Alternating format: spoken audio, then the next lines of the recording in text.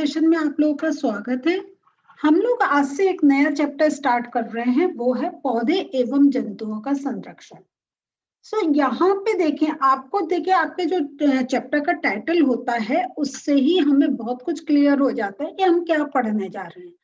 तो यहाँ पे हम बात करेंगे, ये जो चैप्टर है इसमें हम डिस्कस करेंगे कि किस प्रकार जो हमारे आसपास जो पौधे हैं और जो हमारे जो एक बाय नेचर जो हमें जंतु हमें हमारे एक पर्यावरण में साथ में रहते हैं, तो उनका हम किस प्रकार संरक्षण कर सकते हैं। अब जब बात कर रहे हैं संरक्षण की, तो हम ये सोचेंगे हम संरक्षण तभी किसी चीज का करते हैं जब उसको खोने का डर होता है, उसकी कमी का डर होता है। तो उनकी कमी किस कारण हो रही है कि हमें उनके ये जो पौधे एवं जंतु है उनका संरक्षण हमें उसके बारे में हमें बात करनी पड़ रही है। आपका पूरा एक चैप्टर है। बच्चों, हम लोग अपना साइंस का सेशन स्टार्ट करते हैं और हमारा जो ये चैप्टर है इसको अब हम खोलकर देखते हैं। बच्चों, यहाँ पर जो आपका ये नया चैप्टर स्टार्ट हुआ है, तो इसमें उन्होंने आपको एक कहें एक जैसे एक प्ले की तरह आपको शो करा है कि कुछ बच्चे घूमने गए हैं और उनके साथ उनके प्रोफेसर हैं, तो उन लोगों की वार्तालाप की हेल्प से आपको बहुत इंफॉर्मेशन दी गई है। तो हम जो यहाँ पे फोकस करेंगे, मेन जो हमारे एक जो की पॉइंट्स है उन पर फोकस करेंगे। तो यहाँ आप देखिए, जब इन्होंने इंट्रोडक्शन दिया है कि किस प्रकार बच्चे अपने प्रोफेसर अहमद एवं टीबू के साथ वन में एक भ्रमण करा है, तो देखिए वन में भ्रमण करना एक आजकल एक आम बात नहीं है। बहुत से बच्चे जानते भी नहीं है कि किस प्रकार डिफरेंट टाइप के वन एक हैं जहाँ पे अलग अलग टाइप का संरक्षण चल रहा होता है। तो जैसे आप देखते हैं कि अगर आप लोग गए हैं बहुत अच्छी बात है, लेकिन आपने बुक्स में जरूर पढ़ा होगा कि भरतपुर अभयारण्य में भ्रमण एक वो करते हैं लोग, जो भरतपुर सेंचुरी है वहां जाते हैं। फिर काजीरंगा राष्ट्रीय उद्यान है। तो यहाँ पे मैं आपको ये जो है इनको मैं कह रही हूँ कि आप मार्क करते चले जाएं, क्योंकि ये सारे नाम एक हम जब एक फॉरेस्ट से रिलेटेड या वाइल्ड लाइफ से रिलेटेड जब बात करते हैं तो इनके नाम आते हैं। तो और भरतपुर तो बर्ड सेंचुरी के नाम से भी बहुत ज्यादा फेमस है। फिर काजीरंगा राष्ट्रीय उद्यान है एक। इसके बाद है लोकचाऊ वन्य जंतु अभयारण्य मीन्स सेंचुरी। और फिर है ग्रेट निकोबार बायोस्फीयर रिजर्व। यहाँ जो आप देख रहे हैं ये वृहद निकोबार जैवमंडल संरक्षित क्षेत्र है और ये बाघ संरक्षित क्षेत्र इत्यादि के बारे में भी आपने सुना होगा। तो मेन जो इस समय आपको ये जो मार्क करवा रही हूँ, ये सारे आप कहीं सुनते होंगे कि ये वाइल्ड लाइफ के लिए फेमस है, ये बर्ड्स के लिए फेमस है, ये स्पेशल प्लांट्स के लिए फेमस है। तो हर वन की अपनी एक खासियत होती है और उस खासियत के अकॉर्डिंग उनको वो पर्टिकुलर नाम दिया जाता है। तो यहाँ पे अब जो आपसे ये बात कही गई है कि जब हम ये उद्यान की बात कर रहे हैं, सेंचुरीज की बात कर रहे हैं, हम एक संरक्षित क्षेत्र की बात कर रहे हैं, तो इसका बनाने का उद्देश्य क्या है। और जैसा मैंने आपको अभी बिल्कुल चैप्टर जब स्टार्ट कर रहा था तब बताया था कि हमें ये संरक्षण करने की इसलिए आवश्यकता हो रही है क्योंकि ये जो अगर हम देखें तो हमारे जितने वाइल्ड एनिमल्स हैं, जो जंगली जानवर है, वो जंगलों में ही तो रहते हैं, वनों में रहते हैं। अगर हम वो जंगल काट दें, अब जंगल काटने का अर्थ क्या हुआ? पेड़ काटना है ना।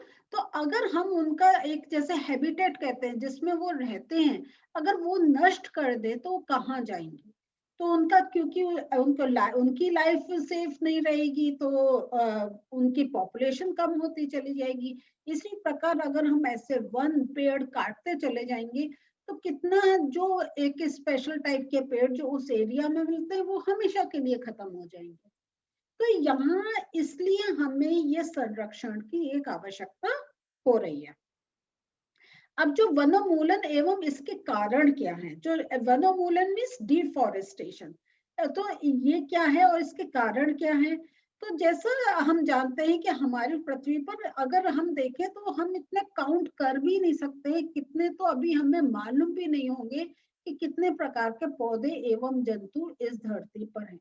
बहुत हमारे जो एक साइंटिस्ट हैं, जिनको इसमें इंटरेस्ट है, जो वाइल्ड लाइफ में इंटरेस्ट रखते हैं, वो बहुत नए नए टाइप की हमें जानकारी देते हैं। हम सोचते हैं हमें इतने नाम मालूम है, लेकिन उसके अलावा भी कितने और होते हैं, हमारे वो पेड़, हमारे जीव जंतु। तो वो भी अगर हम देखें तो जितने नाम अगर हमारे सिस्टम में हमारे कहीं है, लेकिन उसके अलावा भी अभी कितने प्रकार के जीव जंतु के बारे में हमारे जो एक वैज्ञानिक लोग हैं वो उनका पता भी नहीं कर पाए हैं। और लेकिन क्या हो रहा है कि जो ये भी एक है कि ये जो है हमारे पौधे एवं जंतु, ये अगर देखें तो हमारा जो एक जीवन चल रहा है इस धरती पर, उसके अस्तित्व के लिए भी ये एक बहुत आवश्यक तत्व है। और आज ये जो जीव है, इनके अस्तित्व के लिए वनोन्मूलन एक बहुत बड़ा खतरा बन गया है। तो यहाँ पे हम देखते हैं वनोन्मूलन का अगर अर्थ देखें तो वनोन्मूलन का अर्थ आ रहा है वनों को समाप्त करने पर प्राप्त भूमि का अन्य कार्यों में उपयोग करना।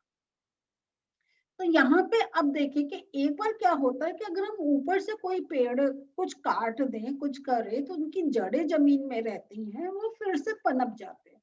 लेकिन अगर हम बिल्कुल ही उनको जैसे डीरूटेड कर दें, उनको पूरा उनके रूट से उनको डैमेज कर दें, और उसके साथ साथ जो एक कच्ची जमीन है उसको पक्का कर दें, वहां पे घर बना दें, वहां पे इंडस्ट्रीज बना दें, वहां किसी और चीज के लिए हम यूज करना शुरू कर दें, तो वो बिल्कुल ही खत्म हो जाता है।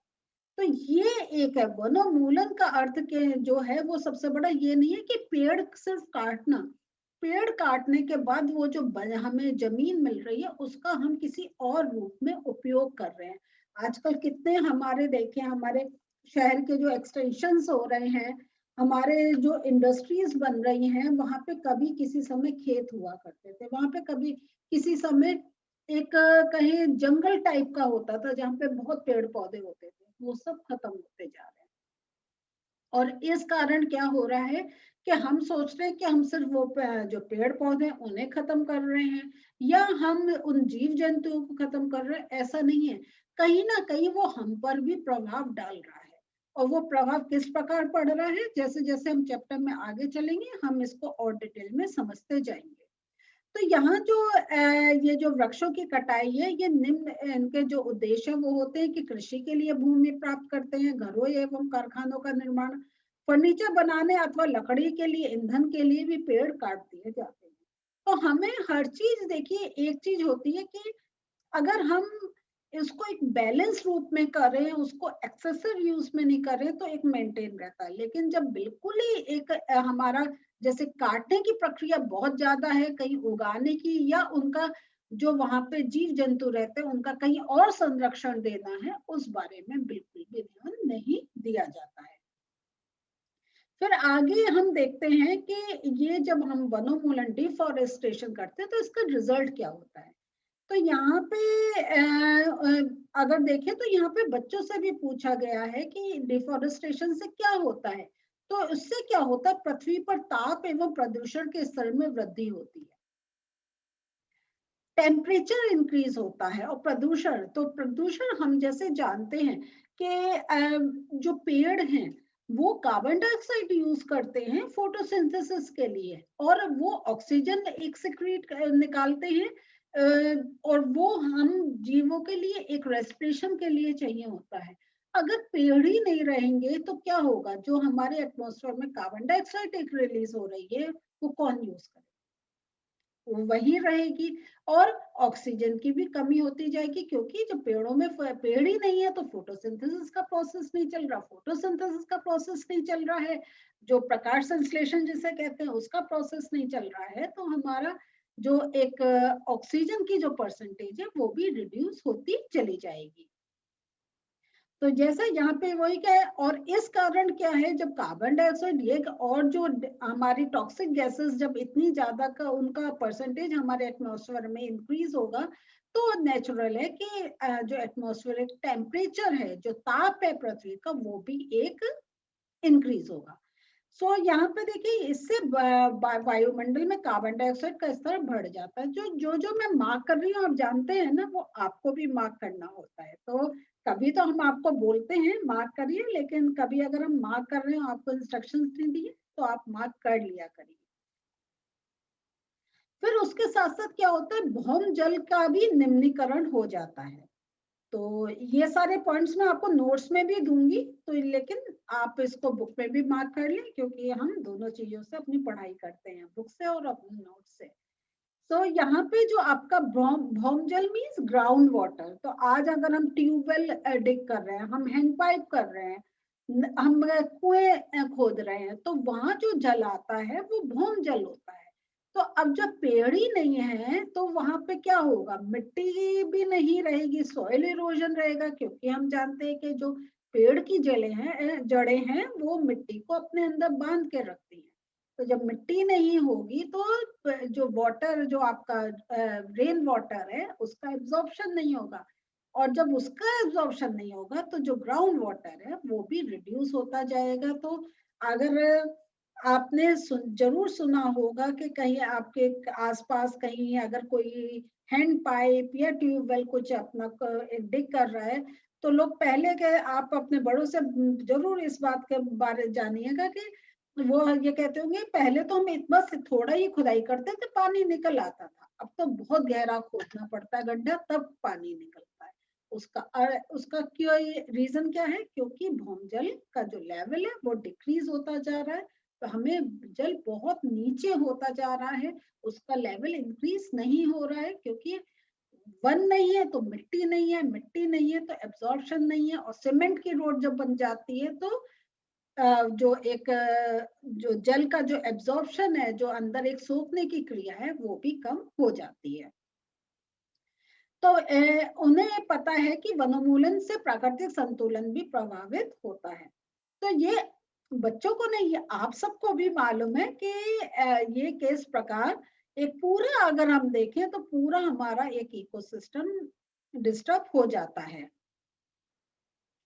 फिर यहाँ पे देखिए, ये एक हम प्रश्न साथ में लेते हुए चल रहे हैं, फिर आगे डिस्कस कर लेंगे। वनोन्मूलन से एक और जहाँ वर्षा में कमी आती है, तो दूसरी ओर एक बाढ़ आने का कैसे संभव होता है, इसको मैं आपको समझाऊंगी अभी जैसे जैसे हम आगे चलेंगे।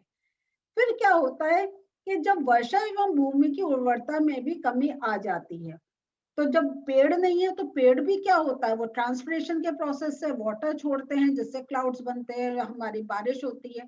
तो यहाँ हम ये देखते हैं कि जब यहाँ पे वर्षा में कमी हो रही है, और जब वर्षा में कमी हो रही है, तो नेचुरल है भूमि की उर्वरता में भी कमी आएगी। जब उनको एक, अगर हम जहाँ पे अपनी खेती बाड़ी भी कर रहे हैं, वहां पे पानी प्रॉपर नहीं मिल रहा है, तो वो भी एक इफेक्ट होगा।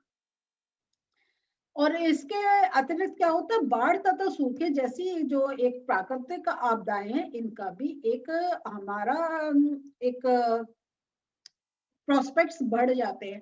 तो यहाँ पे देखिए, बाढ़ और सूखा, तो ये दोनों चीजें एक साथ है, क्योंकि देखिए जब हमारा एक वर्षा का होता है, तो आप ये देखिए कि जहां आपका बाहर एक, मतलब एक ग्राउंड वाटर जो है, जो सॉइल है, वो एब्जॉर्ब नहीं कर रही है, तो वो पानी का बह बह के और जगह इकट्ठा होता है, और उस प्रकार क्या होता है, जो नदियां होती हैं उसमें पानी इंक्रीज होता है, बाढ़ की कंडीशन आ जाती है। और दूसरी जगह क्या होता है, जहां पर आपके पेड़ कट गए, और एक बारिश का कारण, उनके कारण बारिश हो रही थी, तो और वहां जो थोड़ी बहुत बारिश हो रही है, तो वो भी पानी अंदर नहीं जा रहा है, तो उस जगह तो वहां पे सूखा पड़ जाता है। तो मीन्स आप देखिए, पानी अगर बारिश का आ रहा है, वो वहां नहीं रुक रहा है, आगे चलता जा रहा है, तो जहां से आगे जा रहा है वहां पे सूखा, और जहां जाके सारा पानी इकट्ठा हो रहा है, जिस नदी में इंक्रीज हो रहा है, वहां पे बाढ़ की कंडीशन आ जाती है। तो यहाँ पे जैसा आपको बताया गया है, जो प्रकाश संश्लेषण, जो फोटोसिंथेसिस की जो क्रिया में पौधे क्या होते हैं, वो अपना भोजन बनाने का के लिए कार्बन डाइऑक्साइड की आवश्यकता की उनको होती है। और वही जैसा मैंने आपको अभी पहले भी बताया था कि कम वृक्षों का अर्थ होता है कि कार्बन डाइऑक्साइड का जो उपयोग उसमें कमी आने से वायुमंडल में इसकी जो मात्रा होती है ये बहुत इंक्रीज हो जाती है। और इसके साथ जो एक हम कह रहे हैं ग्लोबल वार्मिंग की कंडीशन आती है, तो उसमें क्या होता है, इसको और थोड़े डिटेल में समझते हैं कि जो कार्बन डाइऑक्साइड होती है वो पृथ्वी द्वारा उत्सर्जित ऊष्मीय विकिरणों का प्रग्रहण कर लेती है। मीन्स जो हमारे जो एक जो रेडिएशंस हो रहे हैं, जो हमारी एक अर्थ से जो हमारी हीट निकल रही है, कार्बन डाइऑक्साइड उससे एब्सॉर्ब कर लेती है। तो इसकी मात्रा में वृद्धि के अगर वो कार्बन डाइऑक्साइड का परसेंटेज इंक्रीज हो रहा है, तो वो जो एक हीट है उसका भी एब्जॉर्प्शन इंक्रीज हो रहा है। और फिर वो हीट क्या हो रहा है, वो बाहर नहीं जा पा रही है एटमॉस्फेयर के, वो वही एक रिटेन है। इससे ग्लोबल वार्मिंग हो रही है, विश्व उष्णन की क्रिया हो रही है। और जब हमारा ग्लोबल वार्मिंग हो रही है, तो इससे क्या हो रहा है कि पृथ्वी के ताप में भी एक इंक्रीज हो रहा है ना। गर्मी आप देखें कितना कितना हाई टेम्परेचर हो रहा है। और इस प्रकार आपका कहीं जो हमारा एक बैलेंस बना हुआ था अर्थ का, वो पूरा एक बिगड़ा हुआ है। जो पूरा जल चक्र था, जो वाटर साइकिल थी, वो भी पूरी एक डिस्टर्ब हो रही है।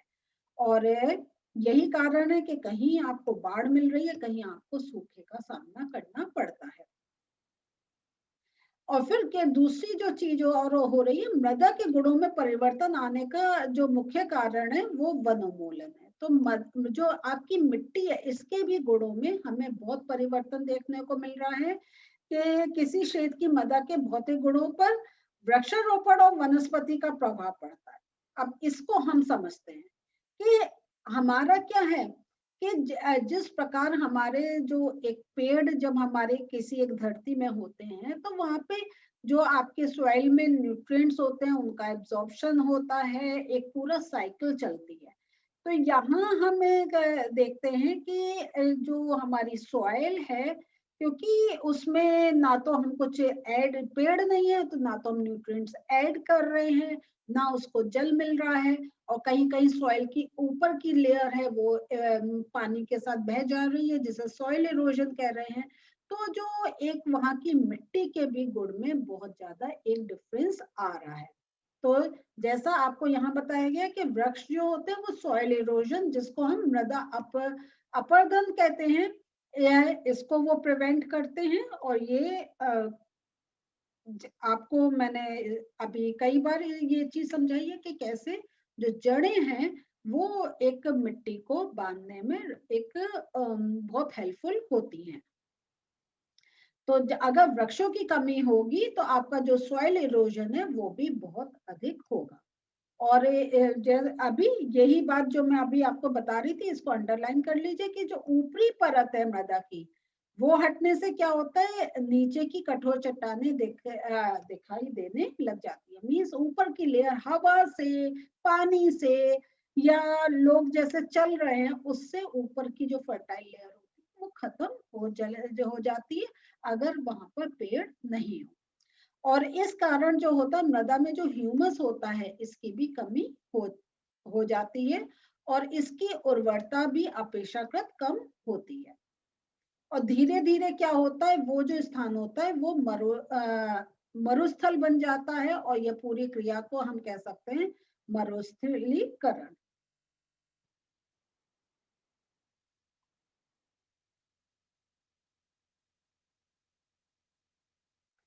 और जो अभी हमने अभी पूरा एक्सप्लेन करा था वही पॉइंट्स में है, ये मैं आपको नोट्स में भी अभी दिखाऊंगी कि जो आपका डिफोरेस्टेशन है, इससे जल धारण क्षमता तथा भूमि की ऊपरी सतह से जल के नीचे की और अंतर सवर्ण पर भी विपरीत प्रभाव पड़ता है।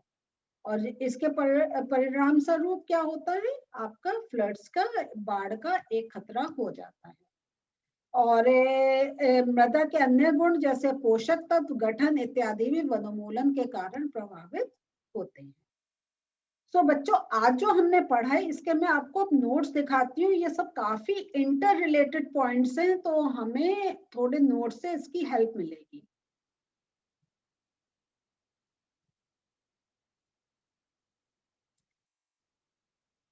सो अगर हम वनोन्मूलन का अर्थ देखें तो वनों को समाप्त करने पर प्राप्त भूमि का अन्य कार्यों में उपयोग करना, जैसे कृषि के लिए भूमि प्राप्त करना, घरों एवं कारखानों का निर्माण, फर्नीचर बनाने अथवा लकड़ी के ईंधन के रूप में उपयोग। फिर इसके रिजल्ट क्या होते हैं? पृथ्वी पर ताप एवं प्रदूषण के स्तर में वृद्धि होती है, वायुमंडल में कार्बन डाइऑक्साइड के स्तर में वृद्धि, प्राकृतिक संतुलन प्रभावित, वर्षा एवं भूमि की उर्वरता में कमी, बाढ़ तथा सूखे की अधिक संभावनाएं, विषुषण होता है। तो जो हमें आपके थे उसमें मैंने पॉइंट्स रूप में आपको ये नोट्स दे रही हूँ। और विश्व उष्णन का कारण क्या है? वनोन्मूलन के फलस्वरूप पेड़ों की संख्या में कमी आ जाती है। कम वृक्षों का अर्थ है कार्बन डाइऑक्साइड के उपयोग में कमी, जिससे वायुमंडल में जो कार्बन डाइऑक्साइड है इसकी मात्रा बढ़ जाती है। कार्बन डाइऑक्साइड पृथ्वी का रोल क्या होता है? ये जो पृथ्वी द्वारा उत्सर्जित ऊष्मीय विकिरण का प्रग्रहण कर लेती है और इसकी मात्रा में वृद्धि के उसके रिजल्ट क्या होता है कि आपकी ग्लोबल वार्मिंग होती है।